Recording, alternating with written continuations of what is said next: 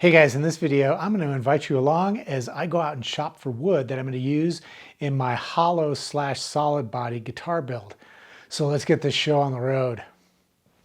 I'm on my way to one of 4 different lumber suppliers that I like to shop at here in the Denver metro area. And what I'm going to be looking for is the wood that I'm going to use to make the body blank as well as the neck blank. Now, I don't know for sure what species of wood I'm going to choose for the body.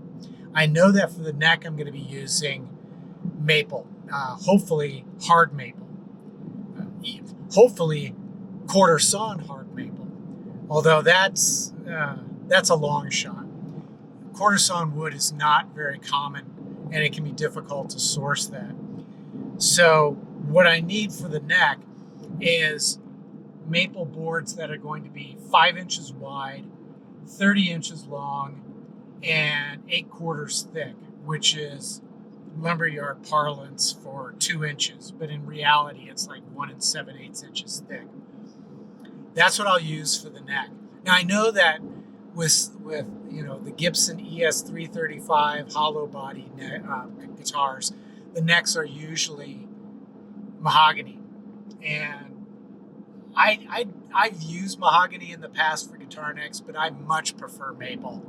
So I'm going to break a little bit from tradition, and I'm going to make the hollow body neck maple.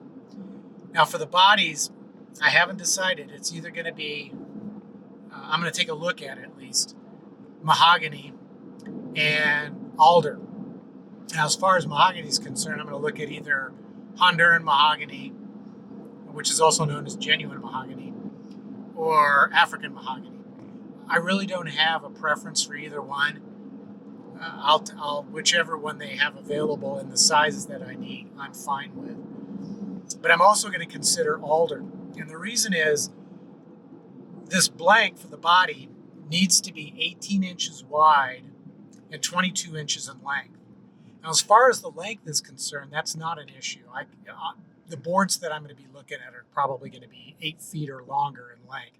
So I can easily cut a board into 22-inch long pieces and then glue those side by side to make it 18 inches. Now, of course, that means that the width of the board that I purchased needs to be 9 inches, so that two 9-inch boards side by side would be 18 inches wide. However, it may not be possible to source wood that wide. It just depends. It can be really hit and miss when you're shopping at your local lumber suppliers. You got to take whatever they've got. So it may be necessary to purchase a 6-inch wide board and cut that into 3 pieces to make an 18-inch wide board. Now, a lot of your luthier purists will balk at the idea of using more than 2 pieces of wood glued side by side.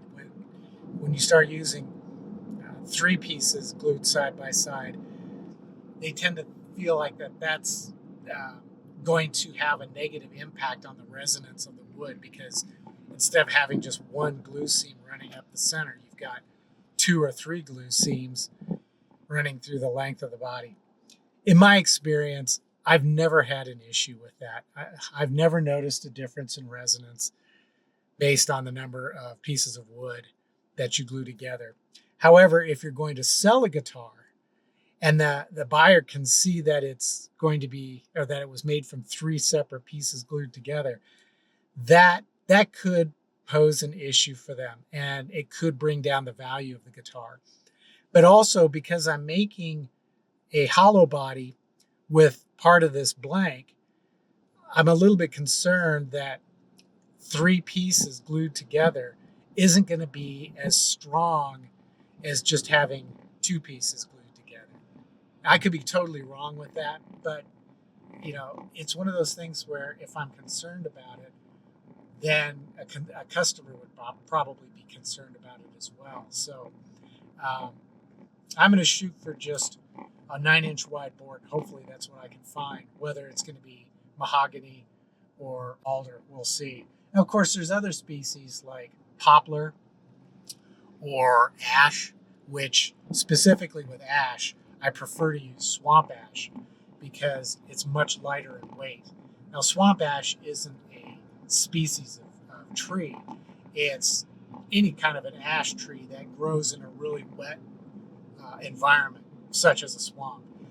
When they grow in such a wet environment, they tend to be much lighter in weight once the wood has been given a chance to dry out.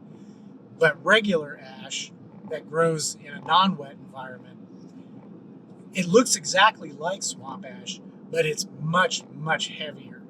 And I prefer not to use normal northern ash as a guitar body because of its weight. So, but we'll see what we can find once we get to the lumberyard. And once we're there, we'll pick up and continue and start looking at some of the wood and see what we can get.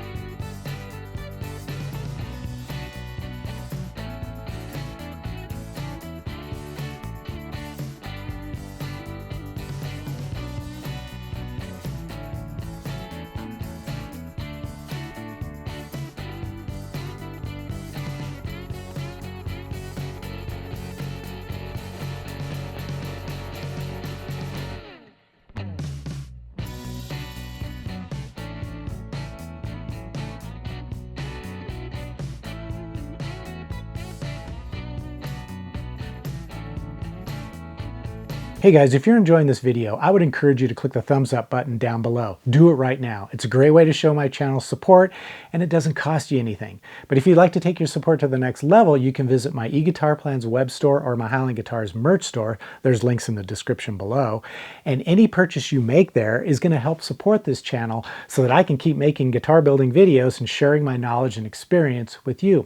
You can also click the thanks button down below and leave a tip in the amount that you think is fair. But if you want to get the most out of my channel, I would encourage you to click the join button down below and consider becoming a member. As a member, you're going to have access to videos just like the one you're watching, but with a lot more information and detail, and best of all, no ads. Now let's get back to the video.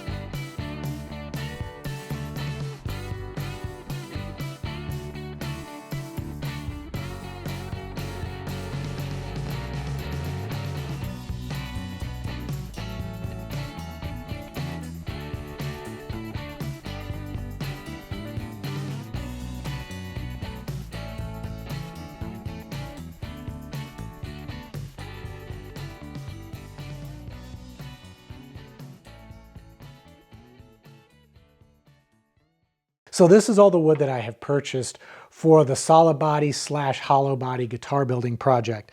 I've got this big piece of maple that I'll use for the neck blanks, and then I've got this nice thick slab of mahogany that I'll use for the body blanks. And then one of the fretboards will be made with this piece of Pau furrow, and then the other fretboard is going to be made from this nice piece of olive wood. The wood that I haven't purchased yet is the wood that I need for the top of the solid body guitar as well as the top and the back for the hollow body guitar.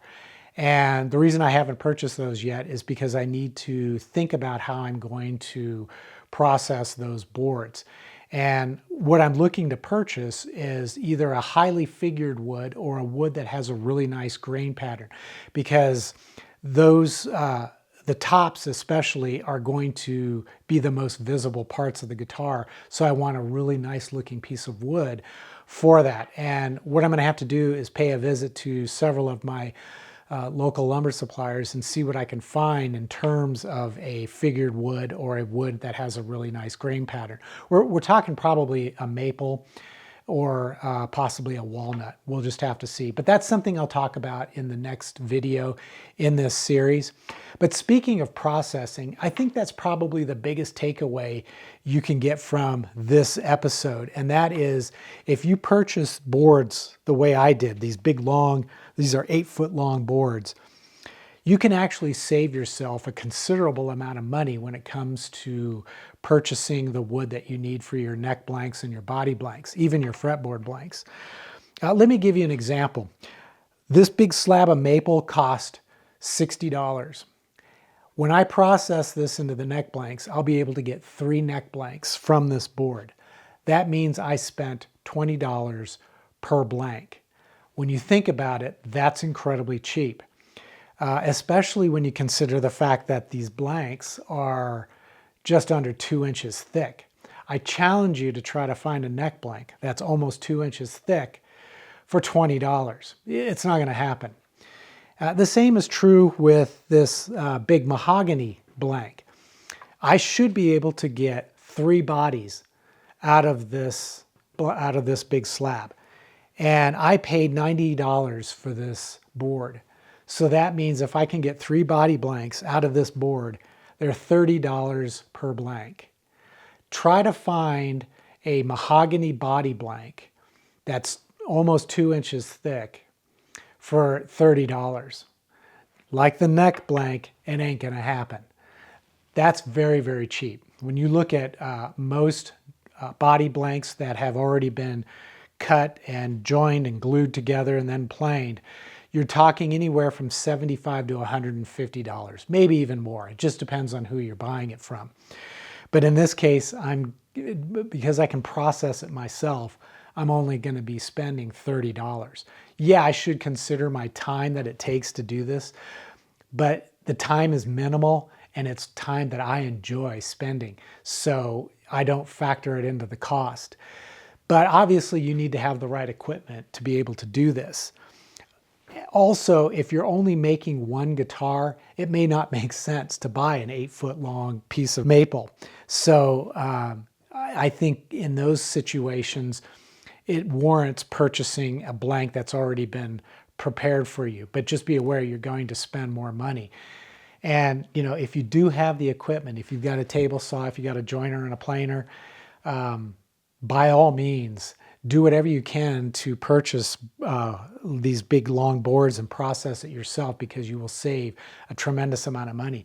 And I think you'll see when it comes time to process those, the tops and the back for these guitars, I can save even more money, because the cost of purchasing book matched figured wood can be really, really expensive. But I can buy an unprocessed billet and then take it to my bandsaw, cut it into the book matched parts, and then save a great deal of money, because typically your book matched tops can cost you $175 to $350, but I can get a blank for far less, maybe $80, and then process that and make my own book match tops and back and save a lot of money. So I hope you've enjoyed this video and got something out of it. If so, please consider giving it a thumbs up. That always helps the channel and takes you a second to do it and doesn't cost you anything.